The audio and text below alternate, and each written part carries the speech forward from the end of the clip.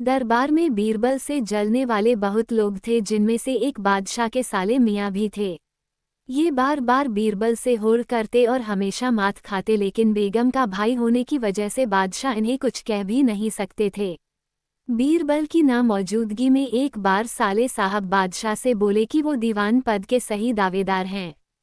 इसलिए बादशाह ने भी अपने साले साहब की अक्ल ठिकाने लगाने के लिए कहा, अच्छा तो ये पता करो कि क्या हमारे महल के पीछे किसी कुतिया ने बच्चे दिए हैं, क्योंकि हमें आज सुबह से ही कुछ पिल्लों की आवाज़ें आ रही हैं। बादशाह की बात सुनकर साले साहब महल के पीछे की ओर देखने चले गए और कुछ देर बाद आकर बताया, हुजूर, आपका अंदाजा बिल्कुल सही था। बादशाह अकबर ने पूछा, कितने बच्चे हैं? साले साहब बोले, हुजूर, मैंने गिने नहीं थे।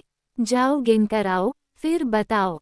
साले साहब ने आकर बताया, हुजूर, 5 बच्चे हैं। बादशाह ने फिर पूछा, कितने नर बच्चे हैं और कितने मादा? साले साहब बोले, हुजूर, आपने गिनकर आने को कहा था तो मैं गिनकर चला आया। बादशाह, जाओ पता करके बताओ। साले साहब देखने चले गए और आकर बोले, 3 नर और 2 मादा हैं हुजूर। बादशाह ने पूछा, नर पिल्लई किस रंग के हैं?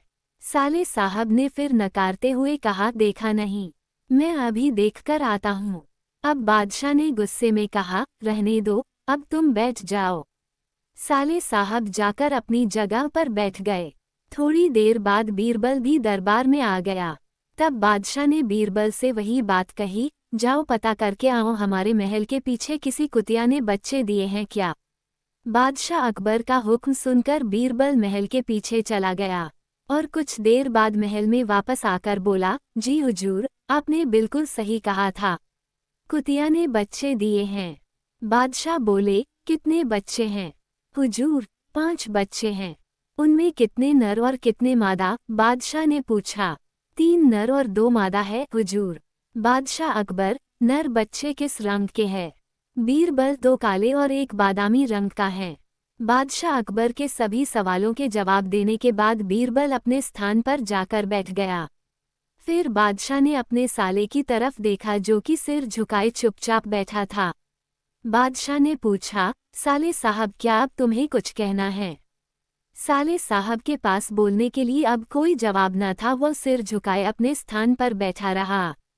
इस कहानी से हमें ये सीखने को मिलता है कि किसी भी काम को करने से पहले अच्छी तरह से तैयारी करना, सावधानी और ध्यान से काम लेना और आत्मविश्वास के साथ अपनी योग्यता का उपयोग करना आवश्यक है।